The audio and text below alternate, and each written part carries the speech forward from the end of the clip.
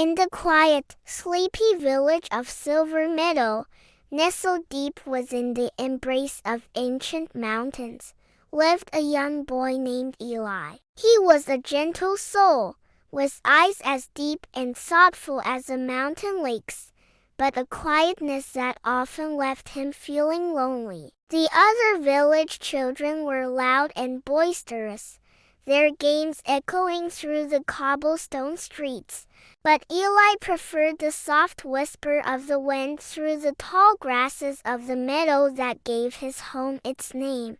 Hey little angels, remember to like, share and subscribe to this video. One evening, as twilight painted the sky in shades of lavender and rose, Eli sat on his favorite hill overlooking the meadow. He was watching the fireflies begin their nightly dance when he saw it, a flicker of light unlike any other. It wasn't the sharp, intermittent spark of a firefly, but a soft, steady glow, moving gracefully through the fields. Curiosity pulling him forward, Eli crept down the hill. There, nibbling on moon-dusted clover, was a small lamb. Its fleece wasn't just white. Its shimmer was a gentle, pearlescent light, like a tiny cloud that had captured the moon. Eli had never seen anything like it. He reached out a trembling hand,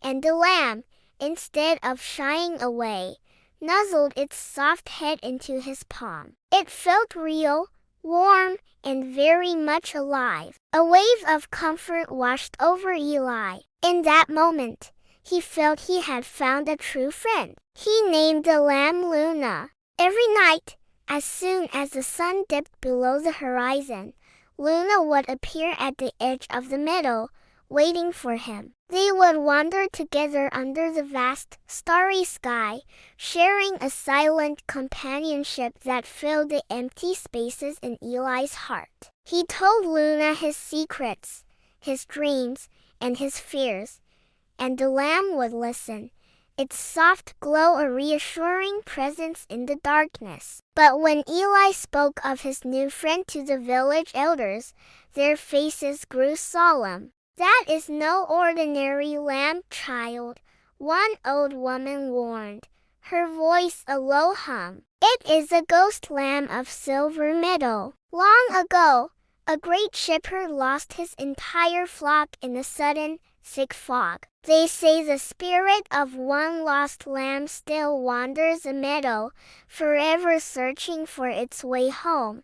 The other villagers echoed the sentiment. They told tales of a spectral bleat heard on misty nights and a faint light that lured travelers astray. They advised Eli to stay away, to not meddle with spirits that could not find their rest. Eli listened, but his heart refused to believe. Luna didn't feel like a ghost. She felt like a friend. He saw no sadness in her luminous eyes, only a quiet, patient waiting. He was certain there was more to the story, a piece of the puzzle that everyone was missing. He decided then and there that he wouldn't abandon his friend. Instead, he would uncover the truth. 1 week later, a fog, thicker and more mysterious than any Eli had ever seen, rolled down from the mountain peaks. It blanketed the village in a dense, white silence,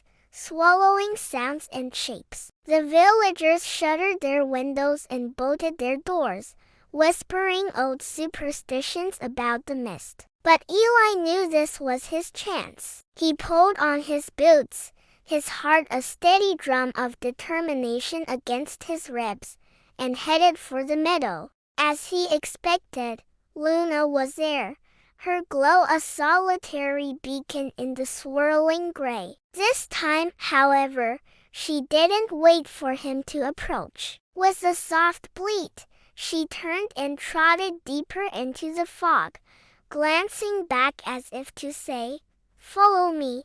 Eli didn't hesitate. He trusted Luna completely. He followed her gentle light through the disorienting mist, his feet treading on unseen ground. The world around him disappeared, leaving only the two of them in a small, glowing bubble. The air grew colder, and an ancient, earthy smell of damp stone and forgotten things filled his lungs. After what felt like an eternity, Luna stopped. Her light pulsed brighter, illuminating the vague outline of a structure rising from the fog. It was a bell tower, old and covered in ivy, its stones worn smooth by centuries of wind and rain. Eli had lived in Silver Meadow his whole life and had explored every inch of the surrounding woods, but he had never seen this tower before. It was as if the fog had conjured it from a forgotten time. A large, cracked bell hung silently in the belfry, coated in dust and cobwebs. A thick, frayed rope dangled from it, just within reach. Luna looked from the bell to Eli, her luminous eyes filled with a silent plea. Eli understood. The legends, the whispers, the warnings, they all led to this. This tower held the key. With a deep breath, he reached up and grasped the rough rope.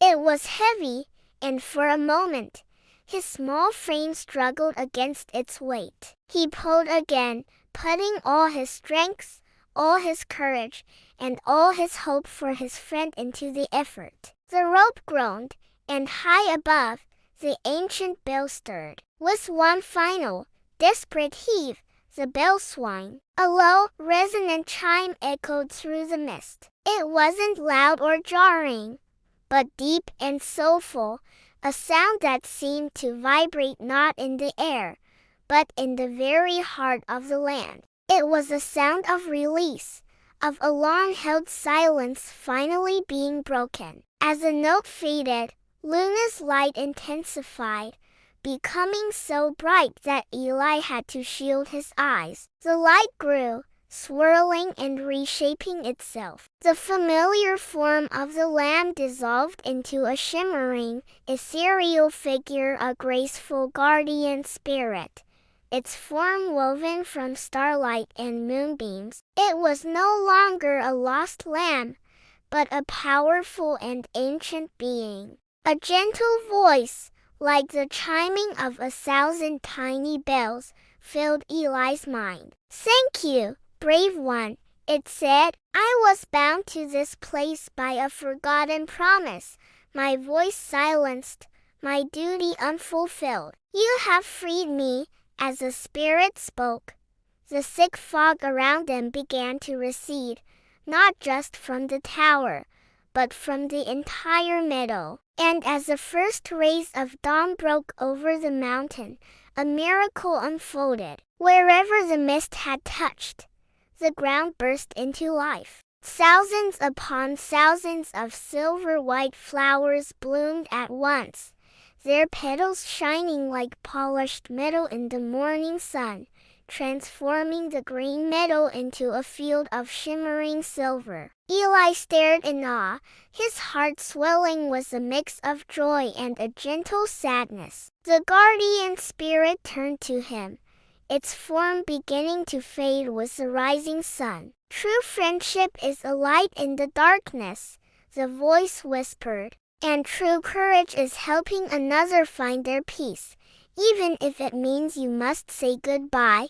As the last of its light dissolved into the morning air, something small and cool fell into Eli's hand. He looked down. It was a tiny, exquisitely crafted silver bell. He tied it around his neck, the metal cool against his skin. The ghost lamb of Silver Meadow was never seen again, but the village was forever changed. Every year, when the silver flowers bloomed, the villagers would remember the story of the brave boy and the spirit he set free. Eli was no longer the lonely boy who hid from the world. He carried the bell as a reminder of his luminous friend and the courage he had found within himself. Sometimes, on a quiet night, if he held the bell and listened very closely, he could almost hear a faint, familiar chime on the breeze, a gentle thank you, echoing from a place beyond the stars. And he would smile, knowing that even though they were apart, their friendship, like the Silver Meadow, would bloom forever.